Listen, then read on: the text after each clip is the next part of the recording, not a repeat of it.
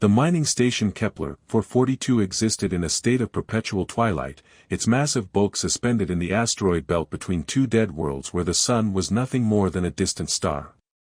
Marcus Sullivan had been working the maintenance tunnels for 3 years, long enough to know that questioning Zephyrian authority was a luxury that indentured humans couldn't afford.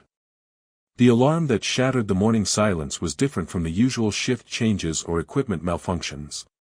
This was the sharp, urgent wail that meant someone was in serious trouble with station security. Marcus paused in his work on a faulty atmospheric processor, listening as the sound echoed through the metal corridors like a death knell. "All personnel to the main assembly area," came the announcement in a clipped, authoritative tone that marked Zephyrian communications. "Immediate attendance is mandatory. This concerns a matter of station security." Marcus secured his tools and made his way through the cramped human quarters toward the central hub where both species gathered for official business. The Zephyrians had designed the station with clear hierarchies built into its very architecture, high ceilings and spacious corridors for the ruling species, narrow passages and cramped quarters for their human workforce. The assembly area was already crowded when Marcus arrived, humans clustering together in the designated lower section while Zephyrians occupied the elevated platforms that provided both physical and symbolic dominance. At the center of attention stood a young Zephyrian female, her silver-scaled skin marked with the blue patterns that indicated technical specialization. Marcus recognized her as Kira Lin, one of the few aliens who actually spoke to human workers with something approaching courtesy. "The accused will state her name for the record," announced Supervisor Veltar from the highest platform, his voice carrying the kind of cold authority that made humans instinctively lower their eyes. "Kira Lin of the Crystal Mountain clan," she replied, her voice steady despite the obvious fear in her large, dark eyes. "You stand accused of sabotaging critical mining equipment during your shift in Sector 7, causing delays that cost the station approximately 50,000 credits in lost productivity. How do you answer these charges?" Marcus felt his stomach drop as he processed the accusation. Sabotage was one of the most serious crimes in Zephyrian law, especially when it affected mining operations that were vital to their economy. The penalty for such crimes was severe and public, designed to serve as a deterrent to others who might consider similar acts. "I am innocent, Supervisor," Kira Lin said, her voice carrying a slight tremor that suggested she understood exactly what she was facing. "I did not sabotage any equipment. I would never harm the station or my fellow workers." Supervisor Veltar gestured toward a wall display that flickered to life, showing grainy security footage from the mining sector. "The evidence suggests otherwise. This footage shows you in Sector 7 at the time of the equipment failure, with no other personnel present to witness your activities." Marcus squinted at the footage, his enhanced pattern recognition skills automatically analyzing what he was seeing. Something about the timestamp and image quality bothered him, though he couldn't immediately identify what was wrong. The video showed Kira Lin near a massive ore processor, her movements seeming suspicious as she worked around the machinery's access panels. "The damaged equipment bore clear signs of deliberate tampering," Veltar continued. "Specific circuits were severed in a manner that would cause maximum disruption while appearing to be random failure. Such precision suggests both technical knowledge and malicious intent." Kira Lin's head tilted in a gesture that Marcus had learned indicated confusion or concentration among her species. "Supervisor, I was performing routine maintenance on that processor. The work logs will show that I was following standard procedures for preventive care." "The work logs show no scheduled maintenance for that equipment on that day," Veltar replied smoothly.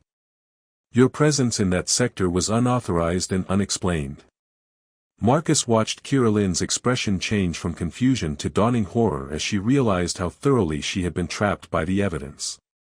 In 3 years of working on Kepler 442, he had never seen her display anything but meticulous attention to duty and genuine care for both the equipment and the people who depended on it.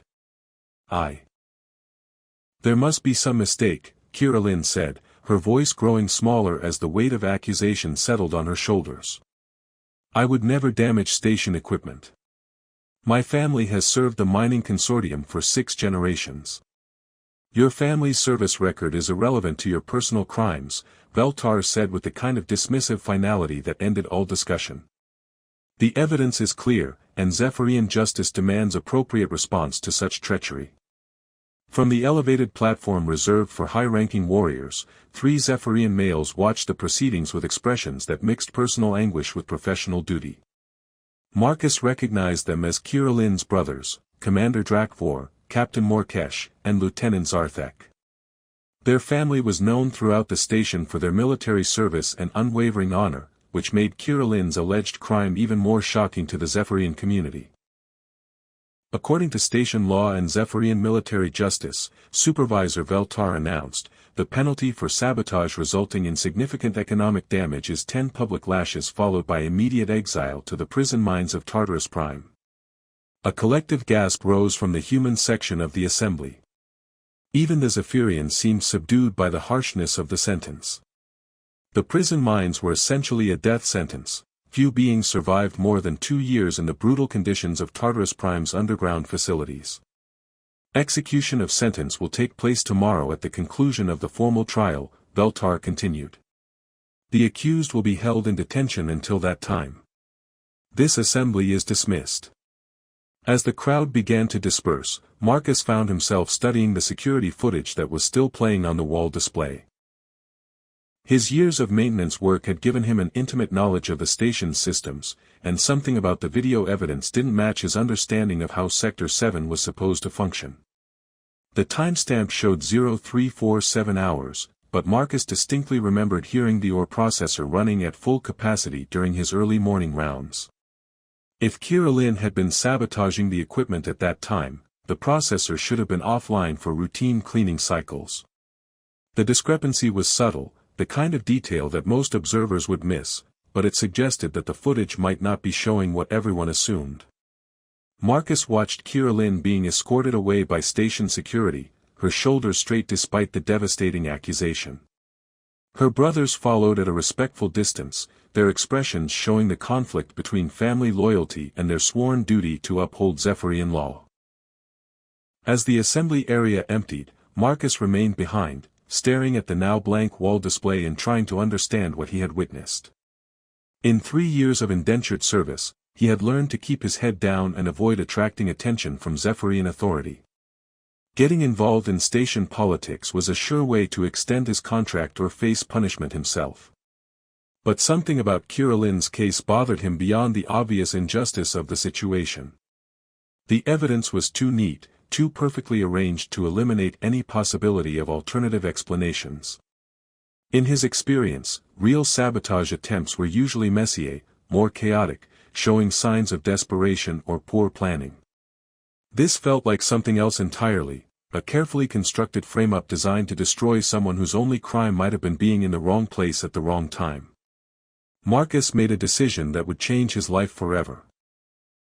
Instead of returning to his maintenance duties, he headed for the security office to request access to the complete surveillance records from Sector 7. He probably couldn't save Kirillin from Zephyrian justice, but he could at least try to understand what had really happened in those critical moments.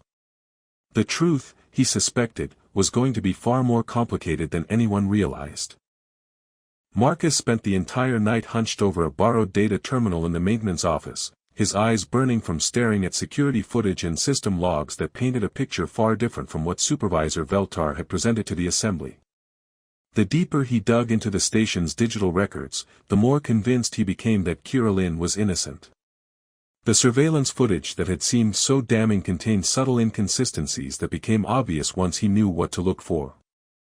The timestamp had been altered, not skillfully, but well enough to fool casual observation. The original footage showed Kirillin performing legitimate maintenance work during authorized hours, while the manipulated version placed her activities during the sabotage timeframe. More damning was what Marcus discovered in the shipping manifests and/or quality reports. Over the past 6 months, Supervisor Veltar had been systematically skimming high-grade minerals from the mining output, selling them through black market contacts and replacing them with lower-quality substitutes. The missing minerals represented millions of credits in theft, and the equipment failures in Sector 7 had been caused by the inferior processing materials, not sabotage. Clever bastard, Marcus muttered, comparing the falsified quality reports with the actual mineral analysis data. Make the equipment fail because of your cheap substitutes, then blame someone else for sabotage. The problem was proving it. Marcus's evidence was solid, but he was a human maintenance worker accusing a Zephyrian supervisor of fraud and conspiracy. In the rigid hierarchy of station life, his word carried about as much weight as atmospheric dust. The trial began at 0800 hours with all the formal ceremony that Zephyrian law demanded. Marcus stood in the designated human section, clutching a data pad containing his evidence and trying to work up the courage to speak. Around him, other humans watched the proceedings with the resigned acceptance of people who had learned that justice and law were often different things. Kirillin stood before the three-judge tribunal with dignity that impressed even her accusers. Her brothers sat in the warrior section, their faces masks of controlled emotion as they watched their sister face exile and possible death. The evidence against the accused is substantial and clear, declared Chief Judge Astrovan, reviewing the manipulated surveillance footage and fabricated equipment reports. Sabotage of critical infrastructure represents a betrayal of trust that cannot be tolerated in our community. Your Honor, Marcus called out, raising his hand in the human gesture for requesting permission to speak. I have evidence that bears on this case. The silence that followed was profound and deeply uncomfortable. Humans did not interrupt Zephyrian legal proceedings. The very idea was so foreign to station protocol that it took several seconds for anyone to process what had happened. The human maintenance worker will remain silent during these proceedings, Supervisor Veltar said sharply, his voice carrying obvious irritation at the interruption. Your Honor, I have evidence that proves Kirillin's innocence, Marcus said, louder this time. The surveillance footage has been altered, and there's proof of mineral theft that explains the equipment failures. Chief Judge Astroven studied Marcus with the kind of cold attention that made humans usually retreat into silence. You claim to have evidence that contradicts the official investigation. Yes, Your Honor. If you'll examine the data, you'll see that. The human is obviously lying to protect his alien friend, Veltar interrupted.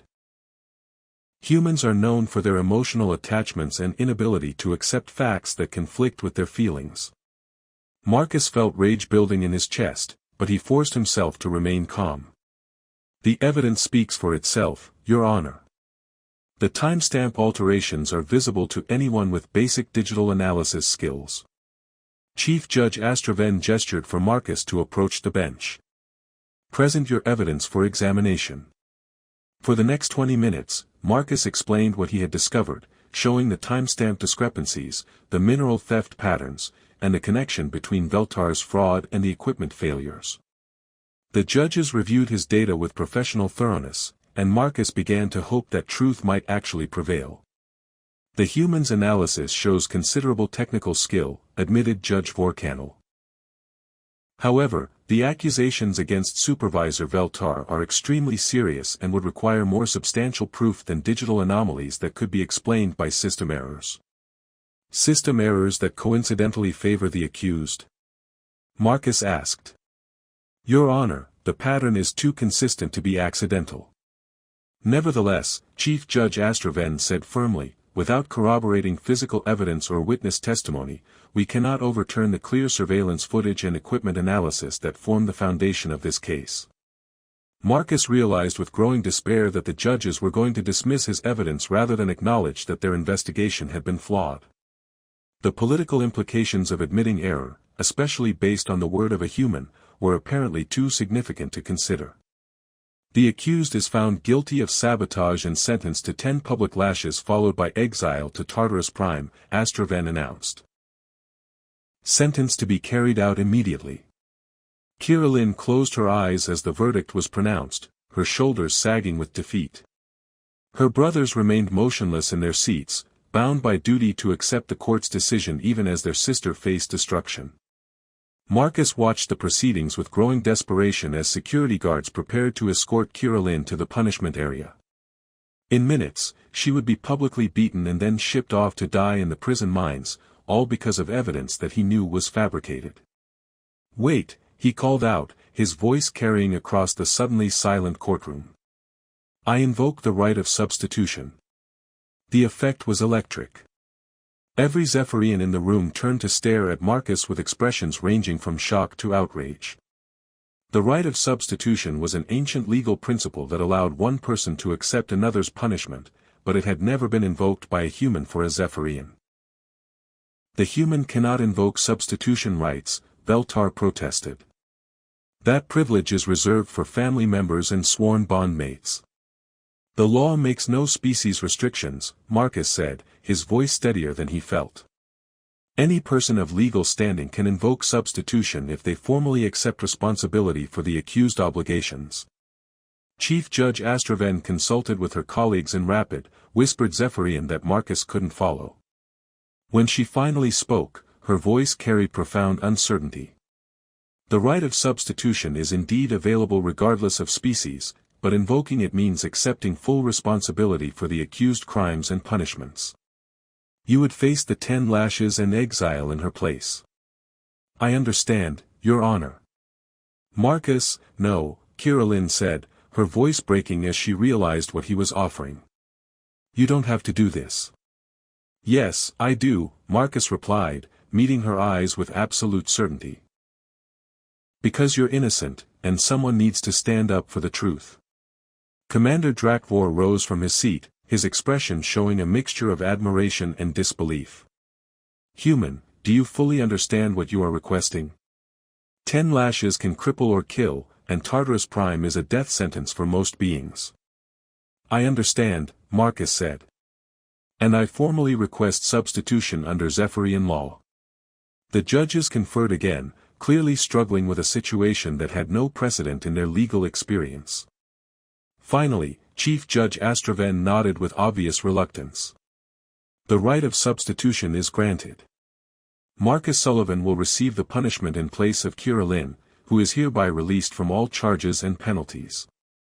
As security guards approached to escort him to the punishment area, Marcus caught sight of Kirillin's brothers. All 3 warriors were staring at him with expressions he had never seen Zephyrians direct toward a human before, expressions of genuine respect and dawning admiration. "You honor our family beyond measure," Commander Drakvor said quietly as Marcus passed their section. "This debt will not be forgotten." Marcus nodded, trying to project confidence he didn't feel as he walked toward his appointment with Zephyrian justice.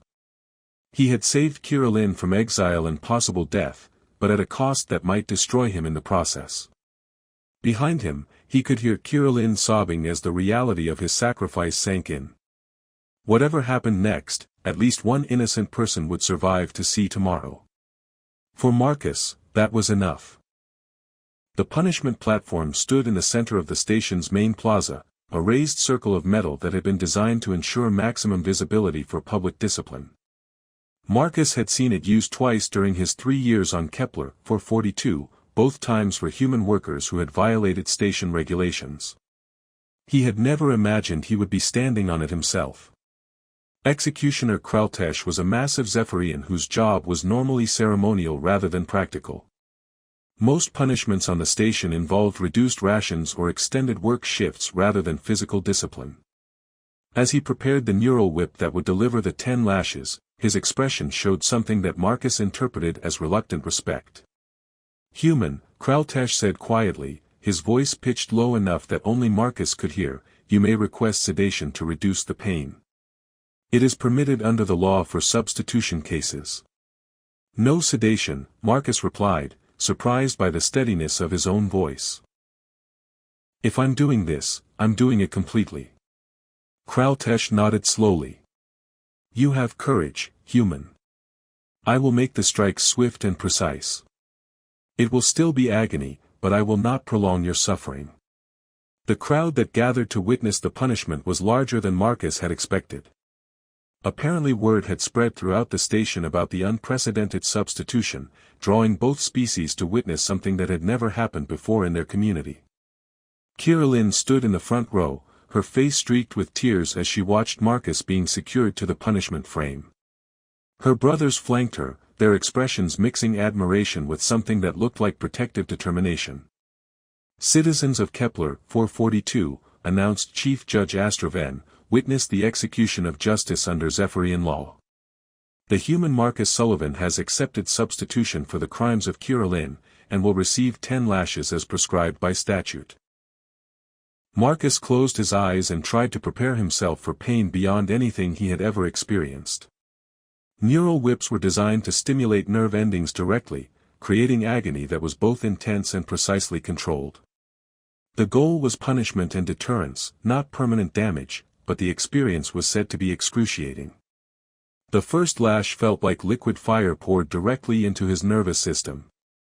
Marcus bit down on the leather guard they had placed between his teeth, his entire body convulsing as electricity coursed through neural pathways that had never been designed to handle such overload.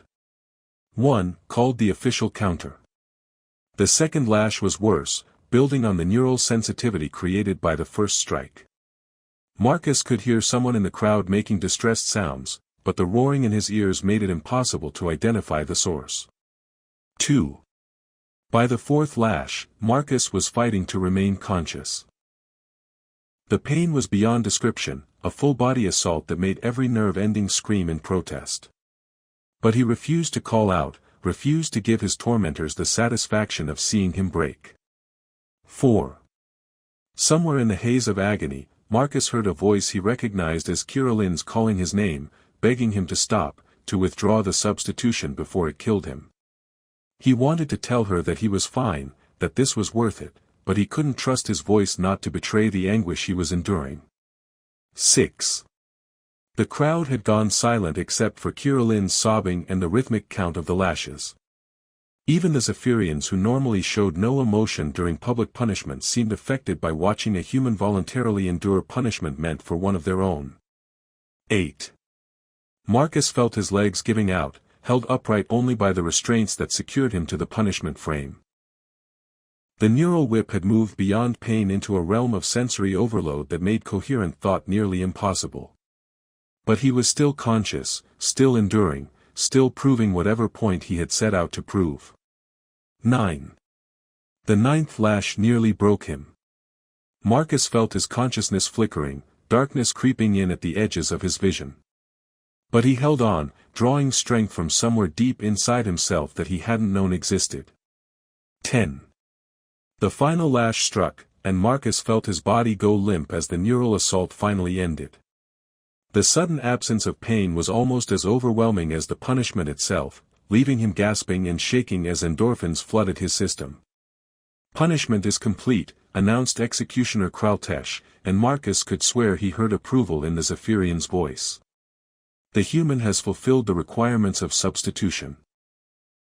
As the restraints were released, Marcus collapsed to his knees on the platform, his body still trembling from the neural trauma.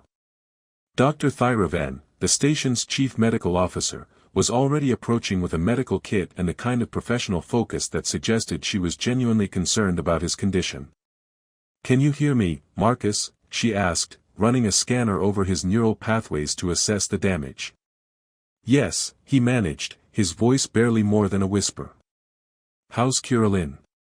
Dr. Thyravan paused in her scanning, her expression showing something that might have been surprise. "You're asking about her? You just endured 10 neural lashes and you're concerned about someone else's well-being?" "She's innocent," Marcus said, trying to sit up straighter despite the continuing tremors in his muscles.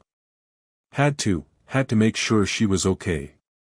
From somewhere nearby, he heard Commander Drakvor's voice speaking in rapid Zephyrian to his brothers. The tone was urgent and emotional, unlike the controlled military bearing that Marcus had always associated with the warrior family. "What are they saying?" Marcus asked Dr. Thyravan as she continued her medical assessment. "They're discussing honor debts and family obligations," she replied, her scanner indicating that his neural pathways were recovering within normal parameters. "What you did today, it has significance beyond what you might realize." Kirillin appeared at the edge of the platform, her face streaked with tears but her expression mixing gratitude with something that looked like awe. "Marcus, why did you do this? Why would you sacrifice yourself for me?" "Because it was right," he said simply, finally managing to stand with Dr. Thyravan's help. "Because you didn't deserve what was happening to you. But I'm Zephyrian and you're human. Our species, we've never. Your species doesn't matter, Marcus interrupted gently. What matters is that you're a good person who was being punished for something you didn't do. Commander Drakvor approached the medical area where Dr. Thyravan was completing her assessment. His expression was complex, showing emotions that Marcus couldn't quite identify but that seemed profoundly different from the usual Zephyrian authority he was accustomed to encountering. Human, Drakvor said formally, you have honored my family in a way that demands response. What you did today will not be forgotten or ignored. I didn't do it for honor, Marcus said. I did it because it needed doing. Which is exactly why it was honorable, the commander replied. Dr. Thyravan, what is his medical status? Neural trauma within acceptable parameters for substitution punishment, she reported. He'll need several days of recovery, but there should be no permanent damage. He's remarkably resilient for a human. I'm remarkably stubborn for any species, Marcus corrected with a weak smile. It's gotten me in trouble before. As Dr. Thyravan helped him off the platform, Marcus caught sight of Supervisor Veltar watching from the administrative section. The Zephyrian's expression was unreadable, but Marcus detected something that might have been concern or calculation in his stance. Is he going to be a problem? Marcus asked quietly. Veltar. Dr. Thyravan followed his gaze. Perhaps. What you did today raised questions about the original evidence and investigation. That could be uncomfortable for certain individuals. Marcus nodded, understanding the implication.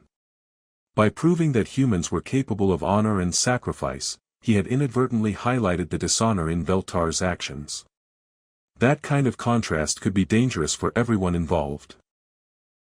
But as he looked at Kiralin's tear-streaked face and saw the profound respect in her brother's expressions, Marcus realized that some things were worth the risk.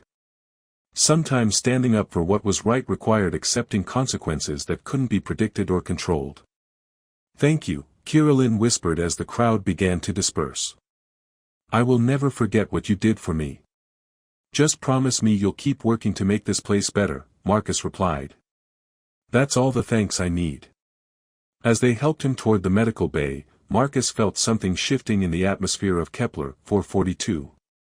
The punishment that was supposed to end the matter had instead opened questions that would reshape how both species viewed each other.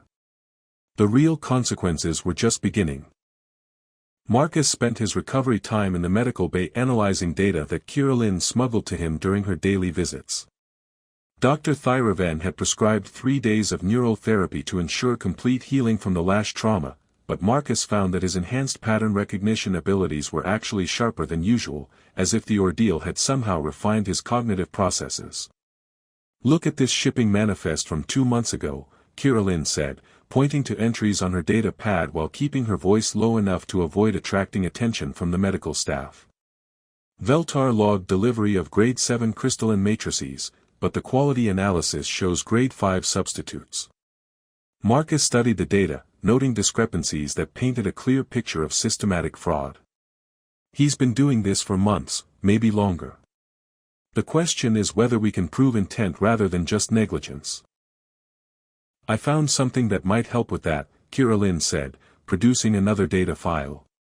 Personal communications between Veltar and an off-station contact. They're encrypted, but I managed to decode portions of them.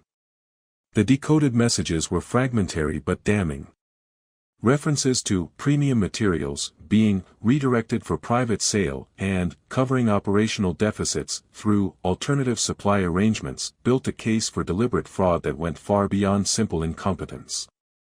This is it, Marcus said, feeling excitement despite his lingering physical discomfort. This proves he was intentionally substituting inferior materials and selling the originals through black market contacts. But will anyone believe us? Kirilin asked. Veltar has been supervisor for 8 years. He has connections throughout the administration. Marcus was considering response strategies when Commander Drakvor entered the medical bay with his characteristic military bearing, though his expression showed more warmth than Marcus had ever seen from him before. Human. Marcus, the commander corrected himself, my sister tells me you've been investigating the original equipment failures. We've found evidence that supports her innocence, Marcus replied carefully. But presenting it effectively might be challenging given the political dynamics involved. Drakvor nodded thoughtfully. Politics is indeed a factor. However, there are protocols for addressing corruption within the administrative hierarchy that bypass normal channels. What kind of protocols? Military Investigation Authority for cases involving potential sabotage or security threats. If we can demonstrate that Veltar's actions compromise station integrity, I can request a formal inquiry through High Command. Kirillin looked hopeful for the first time since the ordeal began. Could that actually work? It would require substantial evidence and careful presentation, Drakvor said. But yes, it could work. The question is whether you're prepared for the scrutiny that would follow such an investigation. Marcus met the commander's gaze directly. What kind of scrutiny? Investigation of your own background and motivations. Questions about why a human worker would risk his life for a Zephyrian's welfare. Suggestions that your actions were motivated by romantic attachment or personal gain rather than genuine concern for justice. Let them investigate, Marcus said firmly. I have nothing to hide, and Kirillin's innocence is more important than my reputation. Drakvor studied him for several long moments, his expression showing what might have been approval. Very well. I'll need complete copies of all evidence you've gathered, plus detailed analysis of the fraud patterns and their impact on station operations. For the next 6 hours, Marcus and Kirillin worked to compile a comprehensive case file that documented Veltar's systematic theft and the cascade of equipment failures that had resulted from his inferior material substitutions. The evidence was overwhelming once properly organized, painting a picture of corruption that had endangered the entire station. This is quite thorough, Drakvor said as he reviewed their work. The pattern of fraudulent substitutions correlates directly with the equipment failures that have plagued Sector 7 for months. And the timing of Kirillin's frame-up corresponds with her discovery of the quality discrepancies, Marcus added. She was getting close to exposing the fraud, so Veltar needed to discredit her before she could present her findings. The surveillance footage manipulation shows considerable technical sophistication, Kirillin observed. Veltar would have needed help from someone in the security department. Drakvor's expression darkened. Internal corruption involving security personnel represents a direct threat to station integrity. That definitely falls within Military Investigation Authority. Dr. Thyravan appeared at Marcus's bedside to check his neural recovery status, her scanner indicating that his healing was progressing ahead of schedule. You can return to light duty tomorrow if you wish, though I'd recommend avoiding strenuous activity for another few days. Actually, Drakvor said, Marcus may be needed for the investigation process. His technical analysis skills could be valuable for documenting the full scope of Veltar's fraud. Investigation process? Dr. Thyravan looked concerned. Commander, this human just endured significant neural trauma. Involving him in administrative conflicts could affect his recovery. Marcus spent his recovery time in the medical bay analyzing data that Kirillin smuggled to him during her daily visits. Dr. Thyravan had prescribed 3 days of neural therapy to ensure complete healing from the lash trauma, but Marcus found that his enhanced pattern recognition abilities were actually sharper than usual, as if the ordeal had somehow refined his cognitive processes. Look at this shipping manifest from 2 months ago, Kirillin said, pointing to entries on her data pad while keeping her voice low enough to avoid attracting attention from the medical staff. Veltar logged delivery of grade 7 crystalline matrices, but the quality analysis shows grade 5 substitutes. Marcus studied the data, noting discrepancies that painted a clear picture of systematic fraud. He's been doing this for months, maybe longer. The question is whether we can prove intent rather than just negligence. I found something that might help with that, Kirillin said, producing another data file. Personal communications between Veltar and an off-station contact. They're encrypted, but I managed to decode portions of them. The decoded messages were fragmentary but damning. References to premium materials being redirected for private sale and covering operational deficits through alternative supply arrangements built a case for deliberate fraud that went far beyond simple incompetence. "This is it," Marcus said, feeling excitement despite his lingering physical discomfort. "This proves he was intentionally substituting inferior materials and selling the originals through black market contacts." "But will anyone believe us?" Kirillin asked. "Veltar has been supervisor for 8 years. He has connections throughout the administration." Marcus was considering response strategies when Commander Drakvor entered the medical bay with his characteristic military bearing, though his expression showed more warmth than Marcus had ever seen from him before. "Human." "Marcus," the commander corrected himself, "my sister tells me you've been investigating the original equipment failures." "We found evidence that supports her innocence," Marcus replied carefully. "But presenting it effectively might be challenging given the political dynamics involved." Drakvor nodded thoughtfully. "Politics is indeed a factor. However, there are protocols for addressing corruption within the administrative hierarchy that bypass normal channels." "What kind of protocols?"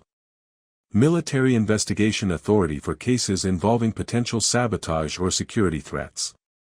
If we can demonstrate that Veltar's actions compromise station integrity, I can request a formal inquiry through High Command." Kirillin looked hopeful for the first time since the ordeal began. The High Command investigation team arrived on Kepler 442 with the kind of thoroughness that made guilty parties reconsider their life choices. Led by Inspector General Thanevor, a Zephyrian whose reputation for uncovering corruption was legendary throughout the mining consortium, the team spent 3 days systematically dismantling Supervisor Veltar's carefully constructed facade. Marcus watched from the security office as Veltar was escorted to the detention area, his usual arrogant bearing replaced by the hunched posture of someone who realized their schemes had finally caught up with them. The evidence that Marcus and Kirillin had compiled proved to be just the beginning of a fraud network that reached into multiple departments and affected millions of credits in stolen materials. The shipping records show systematic diversion of high-grade materials over 18 months, Inspector General Thanevor reported to the assembled station leadership. Conservative estimates suggest theft in excess of 12 million credits, with additional damages from equipment failures caused by inferior substitutes. Chief Judge Astraven looked physically ill as she reviewed the evidence files. "And the surveillance footage used to convict Kirillin? Fabricated using sophisticated editing techniques with assistance from corrupted security personnel," Thanevor replied grimly.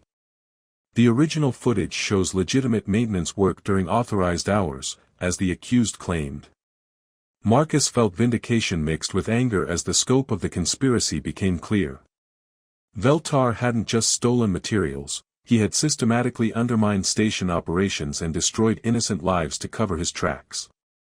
"What about the human who invoked substitution?" asked Administrator Kexthal. "His actions complicate the legal situation considerably." "Indeed they do," Thanevor agreed, turning to study Marcus with obvious interest. Marcus Sullivan's substitution was based on faith in Kirillin's innocence despite overwhelming fabricated evidence. From a legal standpoint, his sacrifice represents something unprecedented in Zephyrian jurisprudence. Commander Drakvor stepped forward with military precision. "Inspector General, I formally request recognition of Marcus Sullivan's actions as demonstration of supreme honor under traditional Zephyrian law." "On what grounds?" "He endured punishment meant for another based solely on his belief in their innocence, with no expectation of reward or recognition. He sacrificed himself to uphold justice when our own systems failed." The silence that followed was profound. Marcus realized that he was witnessing something that had never happened before in the relationship between humans and Zephyrians, formal recognition of human honor and moral courage by the highest levels of authority. "The request has merit," Thanevor said finally. "However, such recognition would require formal approval from the High Council. Are you prepared to sponsor such a petition?" "I am," Drakvor replied immediately. "Along with my brothers, Captain Morkesh and Lieutenant Zarthek. We formally request adoption of Marcus Sullivan as an honored family member under ancient protocols." Marcus felt his knees go weak as the implications sank in. Family adoption by Zephyrian warriors would grant him legal status equal to nobility, with rights and protections that no human had ever possessed in their society. Adoption protocols require consent from all parties, Thanevor noted. Marcus Sullivan, do you accept the honor being offered? I. Marcus looked around the room, seeing expressions ranging from amazement to concern on the faces of both species. I'm honored by the offer, but I don't want special treatment just because I did what anyone should have done. That response itself demonstrates worthiness, Captain Morkesh said, speaking for the first time since the proceedings began. You seek no reward for honorable action, which makes you deserving of the greatest rewards we can offer. Kirillin stepped forward, her expression mixing gratitude with something that looked like awe. Marcus, accept their offer. You've earned recognition that goes beyond what anyone could have imagined. The adoption would be more than ceremonial, Lieutenant Zarthek added. You would gain legal standing to advocate for human rights throughout the consortium. Your sacrifice could become the foundation for broader reforms. Marcus realized that this moment represented far more than personal recognition. The brothers were offering him a platform to address systemic inequalities that had existed for generations, using his newfound status to create changes that could benefit all humans working in Zephyrian space. If accepting this honor means I can work to improve conditions for other humans, then yes, he said formally. I accept the adoption offer with gratitude and determination to prove worthy of your trust. Inspector General Thanevor nodded approvingly. The adoption petition will be forwarded to the High Council with my personal recommendation for approval. In the meantime, Marcus Sullivan is granted provisional family status pending formal confirmation. The transformation was immediate and dramatic. Security personnel who had previously treated Marcus as invisible suddenly offered respectful acknowledgement. Administrative staff who had routinely dismissed human concerns began showing genuine attention to his observations about station operations. This is going to take some getting used to, Marcus confided to Kirillin as they walked through corridors where other workers stared at them with obvious fascination. You've changed everything, she replied. Not just for yourself, but for everyone. Humans will have representation in station governance for the first time in consortium history. And some Zephyrians aren't going to be happy about that, Marcus observed, noting the hostile glances from certain administrative personnel who clearly disapproved of the elevation of a human to noble status. Change is never easy for those who benefit from the old system, Kirillin agreed. But my brothers are powerful allies, and your actions have earned respect throughout the warrior castes.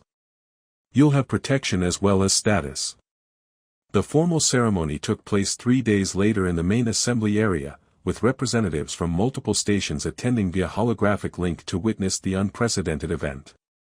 Commander Drakvor, Captain Morkesh, and Lieutenant Zarthek performed the ancient ritual of family adoption with solemn dignity, formally welcoming Marcus into their clan with all the rights and responsibilities that entailed. From this day forward, Drakvor announced to the assembled crowd, Marcus Sullivan is brother to our blood, defender of our honor, and voice for justice in our community. Let all who encounter him show the respect due to family of the Crystal Mountain clan. As Marcus accepted the ceremonial weapons and clan insignia that marked his new status, he caught sight of the human workers in the assembly. Their expressions showed amazement, hope, and determination that suggested his elevation would inspire broader changes throughout their community. Speech, someone called from the crowd, and the request was taken up by voices from both species. Marcus stepped forward, still adjusting to the weight of formal Zephyrian ceremonial armor. 3 weeks ago, I was a maintenance worker who kept his head down and tried not to attract attention. Today, I stand before you as proof that honor and courage exist in all beings, regardless of species or status. The crowd fell silent as he continued. What happened to Kirillin could have happened to anyone who threatened corruption or injustice.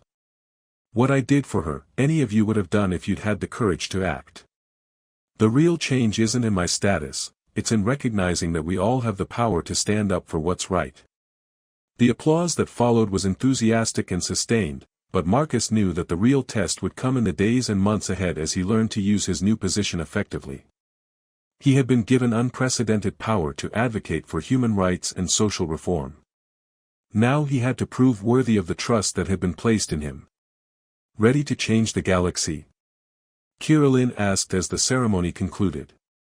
Ready to try, Marcus replied, looking out at the crowd of humans and Zephyrians who would be affected by whatever he chose to do next. Though I suspect it's going to be more complicated than taking 10 lashes. Everything worthwhile is complicated, she said with a smile. That's what makes it worth doing. As the celebration continued around them, Marcus began planning the reforms that would transform Kepler 442 from a hierarchical mining station into a model of interspecies cooperation. His sacrifice had opened doors that had never existed before. The real work was just beginning.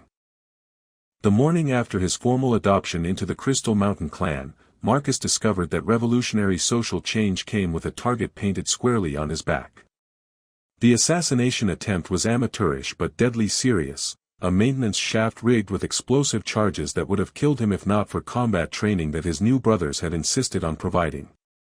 Structural damage suggests shaped charges designed to cause catastrophic decompression, Lieutenant Zarthek reported as he examined the blast site. Professional-grade explosives, but poor placement indicates either inexperience or desperation. Marcus studied the twisted metal that had nearly become his tomb, feeling a cold certainty that this was just the beginning of the resistance he would face. Any idea who might have access to military explosives? Several possibilities, Commander Drakvor replied grimly. But the timing suggests someone connected to Veltar's network who views your elevation as a personal threat.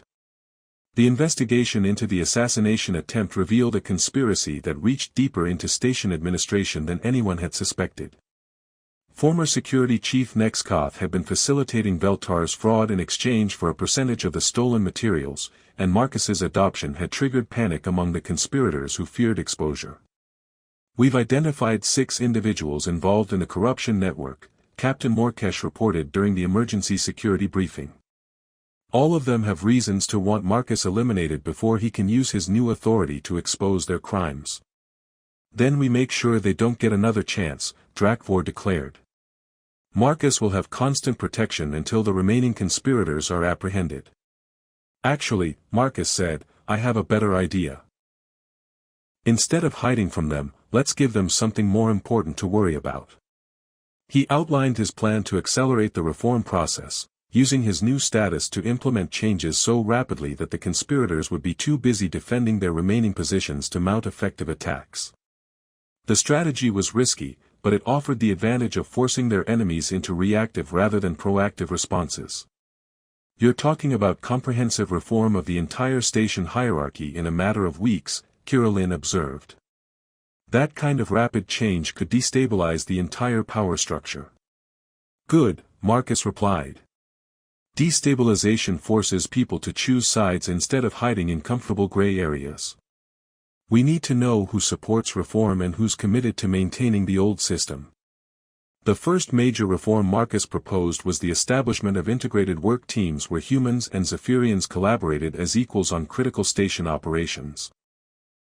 The proposal met immediate resistance from traditional supervisors who argued that species mixing would reduce efficiency and create security risks. Humans lack the cognitive capacity for complex technical operations, argued acting supervisor Dexmore during the administrative review.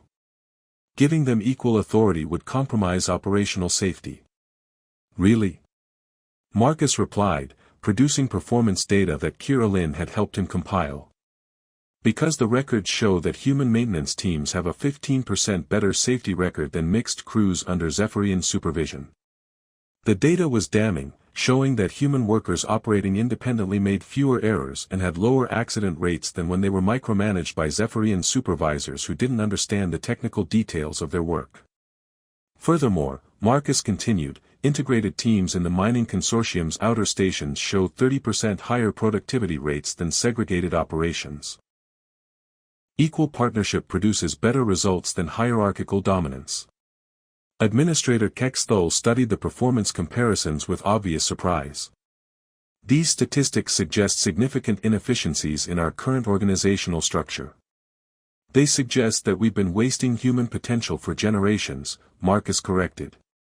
Treating skilled workers as servants instead of partners reduces everyone's effectiveness. The debate continued for hours, with traditional administrators fighting every proposed change while progressive voices began supporting Marcus's reform agenda. What emerged was a clear division between those who genuinely wanted to improve station operations and those who were more interested in maintaining their personal authority. The human makes valid points about operational efficiency, admitted Chief Engineer Valdris, one of the few senior Zephyrians who had always treated human workers with respect. Many of our technical problems stem from communication barriers between supervisors and the workers who actually perform the tasks. Integration also improves security, added Security Director Kralveth, who had replaced the corrupted Nexkov. Mixed teams are more likely to report suspicious activities because they feel invested in station welfare rather than alienated from it. The vote to approve integrated work teams passed by a narrow margin, but Marcus knew that implementation would face sabotage from those who opposed the changes. He spent the following weeks working directly with human and Zephyrian volunteers to establish the first truly collaborative projects in station history.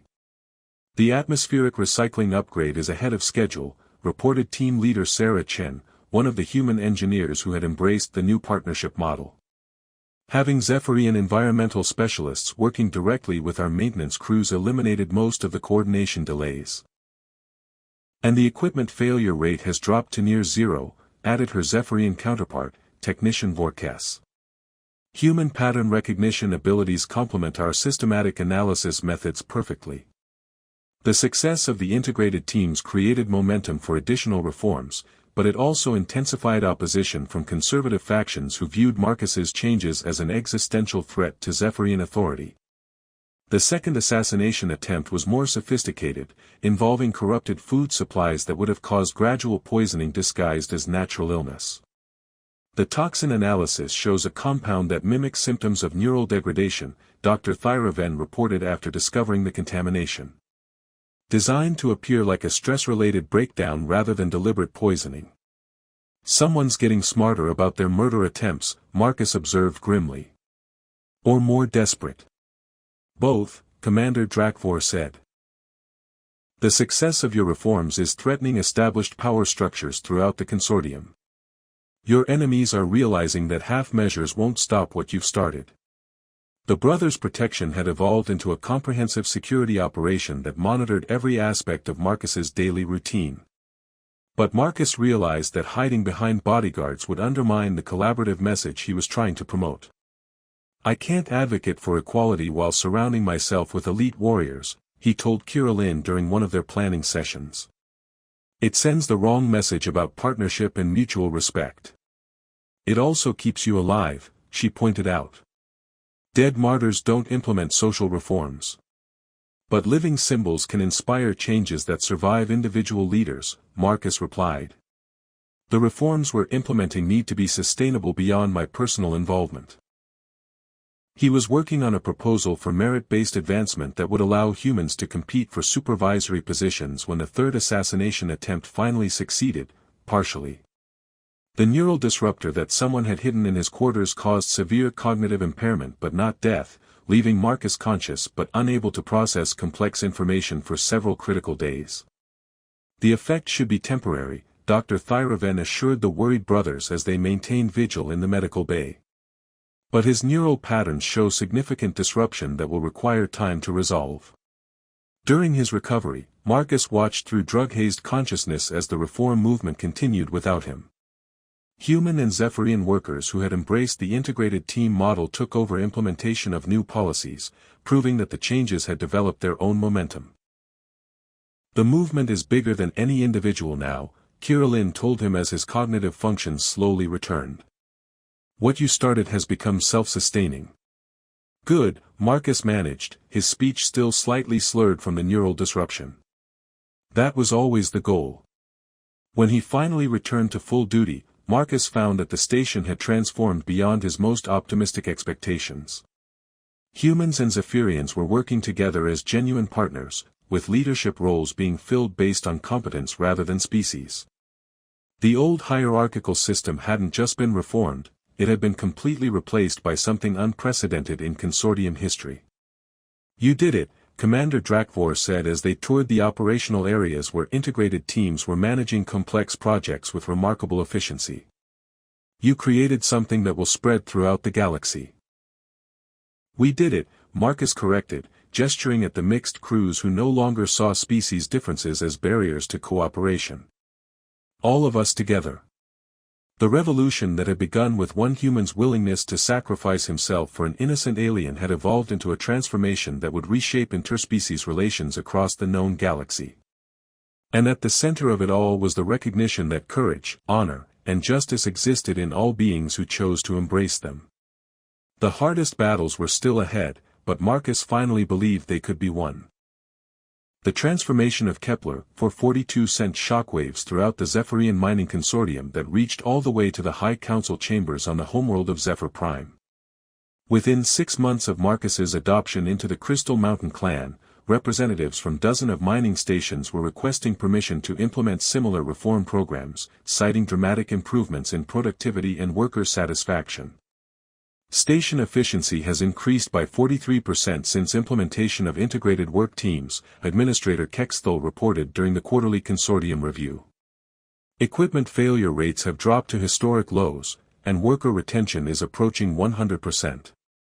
More importantly, added Chief Engineer Valdris, we're seeing innovation rates that exceed anything in consortium history.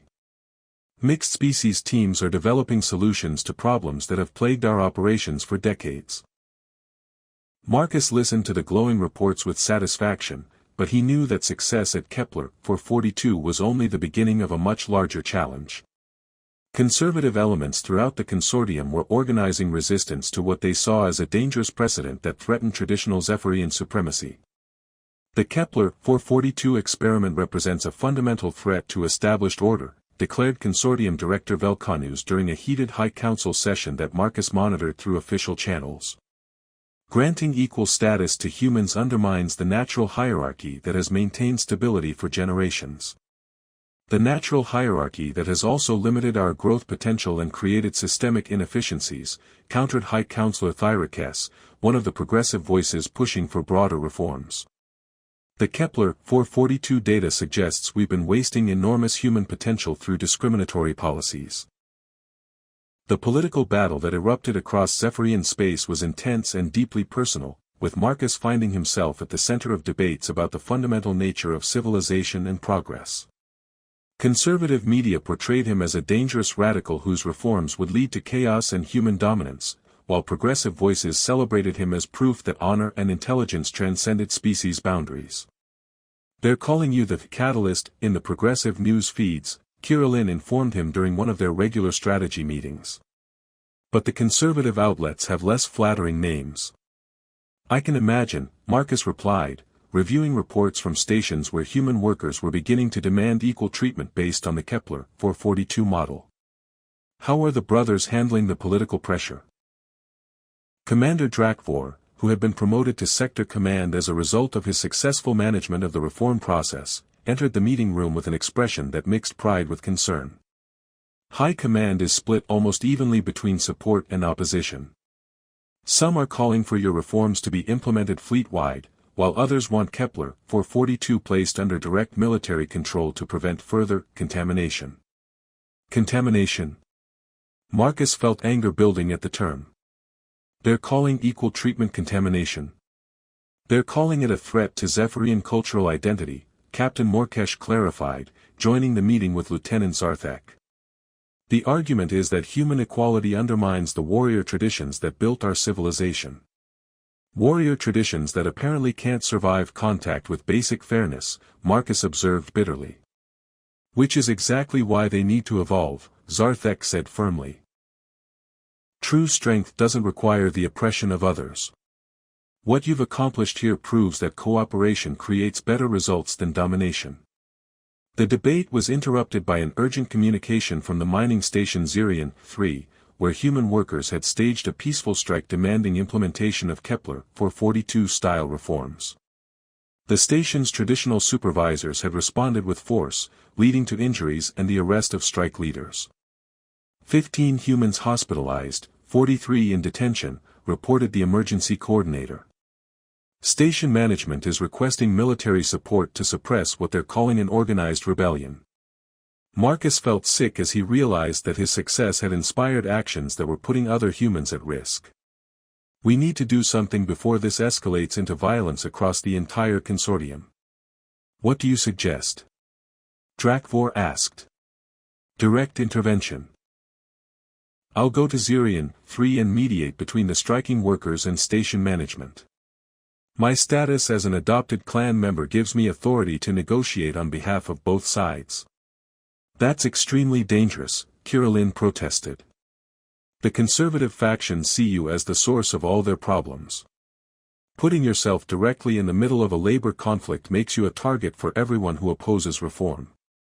Which is exactly why it might work, Marcus replied. If I can demonstrate that the reforms lead to peaceful resolution rather than chaos, it undermines their arguments about human equality causing instability. The journey to Zirian 3 took 2 days, during which Marcus studied the station's operational history and prepared negotiation strategies that might bridge the gap between traditional management and reform-minded workers. What he found upon arrival was a situation far more complex than simple labor unrest. The humans aren't just demanding equal treatment, Station Commander Velthoris explained during the initial briefing.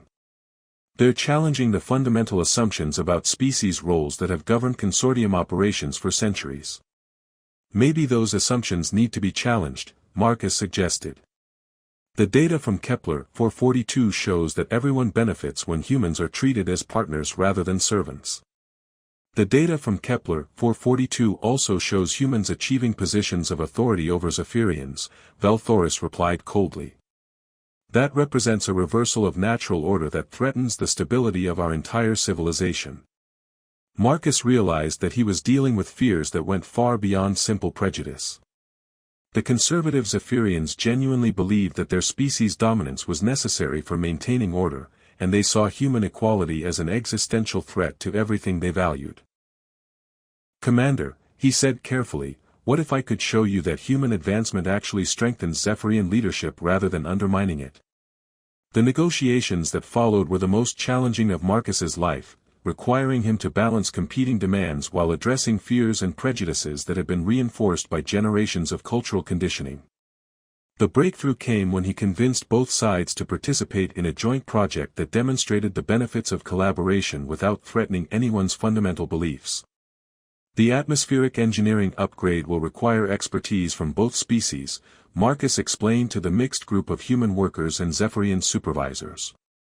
But instead of the usual hierarchy, we'll use integrated problem-solving where everyone contributes their specialized knowledge. The project took 3 weeks to complete, but the results were undeniable. The mixed teams accomplished in half the time what traditional segregated crews would have needed, while developing innovative solutions that neither species could have achieved independently. I've never seen anything like it, admitted Shift Supervisor Kexdow, one of the Zephyrians who had initially opposed the integration experiment. The humans aren't trying to replace us, they're making all of us more effective. The success at Zirian 3 created a domino effect throughout the consortium as other stations began requesting similar mediation services. Marcus found himself traveling constantly, helping to implement reforms that balanced human advancement with Zephyrian leadership, creating partnerships that strengthened both species.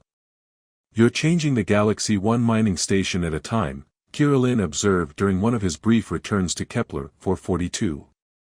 But the political opposition is also organizing. The conservative coalition is pushing for legislation that would limit human advancement and reverse the reforms. Then we need to move faster, Marcus replied, already planning his next intervention mission. Every successful integration makes it harder for them to argue that the old system was better. And every mission puts you at greater risk, she pointed out.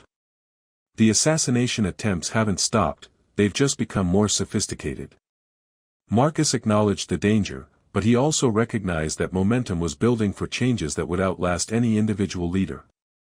The integrated teams at Kepler 442 had proven that cooperation created better results than domination, and that evidence was spreading throughout Zephyrian space faster than conservative opposition could contain it. "The movement is bigger than me now," he told the three brothers during his final planning session before departing for his most challenging assignment yet, the consortium's flagship station, where High Command would decide whether to implement reforms fleet-wide or crush them entirely. "Then let's make sure it survives whatever happens next," Commander Drakvor said grimly. "Because this next mission will determine the future of human-Zephyrian relations for generations to come."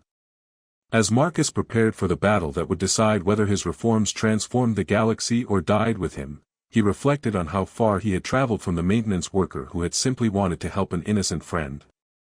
Sometimes the most important revolutions began with the smallest acts of courage. The final test was about to begin. The consortium flagship station Zephyr Prime orbital platform represented everything that was magnificent and terrible about traditional Zephyrian civilization. Massive beyond comprehension, elegant in its crystalline architecture, and absolutely rigid in its hierarchical structure, it served as both administrative center and symbol of an empire that had conquered half the galaxy through superior technology and unwavering discipline. Marcus arrived at the station with a delegation that included the three brothers, Kirillin, and representatives from 12 stations that had successfully implemented integration reforms. The political stakes couldn't have been higher. The High Council would either approve fleet-wide implementation of the new partnership model or issue directives that would crush the reform movement permanently. "The Conservative Coalition has 47 votes committed," Commander Drakvor reported as they prepared for the formal hearings. "The Progressive Alliance has 39. The remaining 14 votes will determine whether your reforms spread throughout the galaxy or die here." "No pressure," Marcus said with dark humor, reviewing the presentation materials that would need to convince the most powerful Zephyrians in the galaxy that a human maintenance worker had developed solutions to problems they hadn't even recognized. The formal hearings took place in the Grand Assembly Chamber, a space so vast that individual voices required amplification to reach the elevated platforms where High Council members sat in judgment. Marcus felt dwarfed by the architecture, but he drew strength from the knowledge that his ideas had already proven their worth through practical implementation. "The human Marcus Sullivan will present his case for consortium-wide policy changes," announced High Chancellor Vex Thorin with the kind of formal neutrality that suggested personal skepticism about the proceedings. Marcus stood before the assembled power of Zephyrian civilization and began with simple truth. "Honored counselors, 18 months ago I was a maintenance worker whose primary concern was fixing broken atmospheric processors. Today I stand before you because I learned that the most important things to fix aren't machines, they're relationships between people who have the potential to accomplish extraordinary things together." He presented the data methodically, showing productivity increases, safety improvements, and innovation rates that had transformed every station where integration policies had been implemented. The numbers were undeniable, but Marcus knew that statistics alone wouldn't overcome centuries of cultural conditioning. "These improvements sound impressive," said Conservative Coalition leader Morthanes, "but they come at the cost of undermining fundamental principles that have maintained stability for generations. Equality between species inevitably leads to conflict over limited resources and authority." "With respect, Counselor," Marcus replied, "the evidence shows the opposite. Integrated teams create more resources through increased efficiency, and shared authority actually reduces conflict by giving everyone stakes in success rather than creating winners and losers." The debate continued for hours, with conservative voices raising fears about human ambition and the erosion of Zephyrian cultural identity, while progressive speakers pointed to the undeniable benefits of the reform programs. Marcus found himself defending not just policy changes but the fundamental worth of human contributions to galactic civilization. "The human speaks persuasively," admitted moderate Counselor Thyravas, "but implementing these changes fleet-wide would require overturning legal frameworks and cultural traditions that have served us well for millennia." "Have they served us well?" asked progressive leader Kirishan. "Or have they simply served some of us well while limiting our overall potential? The Kepler 442 model suggests we've been operating at a fraction of our true capabilities. The turning point came when Kira was invited to present technical innovations that had emerged from integrated research teams. Her holographic displays showed breakthrough technologies in mining efficiency, life support optimization, and defensive systems that had been developed through human-Zephyrian collaboration. These advances didn't happen despite human involvement, she explained. They happened because human cognitive patterns complement Zephyrian analytical methods in ways that neither species could achieve independently. We're not talking about replacing one approach with another, we're talking about combining them to create something better than either could accomplish alone. And what guarantees do we have that humans won't use their enhanced status to eventually challenge Zephyrian leadership? Demanded Coalition leader Morthanes. Marcus stood to address the question that he knew was at the heart of conservative resistance. Counselor, I've been given authority equal to Zephyrian nobility, and I've used that authority to create systems where both species benefit. Human advancement doesn't require Zephyrian decline. Success isn't a zero-sum game where one group's gain requires another's loss. Easy words, Morthanes replied. But history shows that inferior species inevitably resent their superiors and seek to overthrow natural order. The insult hung in the air like poison, and Marcus felt the entire chamber waiting to see how he would respond. This was the moment that would define not just the vote but the future relationship between their species. Counselor, Marcus said quietly, you're right that history shows patterns of resentment and rebellion. But those patterns emerge when people are treated as inferior rather than different. The reforms we're proposing don't challenge Zephyrian leadership, they expand it by recognizing that true leadership means helping others achieve their potential rather than suppressing it. High Chancellor Vex Thorin called for the final vote as the debate concluded. Marcus watched the voting displays with growing tension as councillors registered their decisions. 47 red indicators for rejection, 39 green indicators for approval, and 14 amber lights showing undecided votes that would determine the outcome. The amber lights began changing one by one. Green. Red. Green. Green. Red. Green. When the final vote was tallied, the integration reforms had passed by a margin of 53 to 47, authorizing implementation throughout the consortium with full legal and administrative support. The motion carries, High Chancellor Vex Thorin announced. Consortium-wide integration protocols will be implemented over the next 18 months, with oversight and support provided by the successful pilot program coordinators. The celebration among the reform delegation was jubilant but brief. Marcus knew that winning the vote was only the beginning of an even more challenging process of implementing changes across hundreds of stations and millions of workers who had never imagined that their fundamental assumptions about species relationships could be transformed. You did it, Kira said, embracing him as the chamber erupted in conversations that would reshape galactic politics. You actually changed the course of civilization. We did it, Marcus corrected, looking at the brothers who had risked their careers to support him, the technical experts who had provided evidence, and the countless workers who had proven that cooperation created better results than domination. All of us together.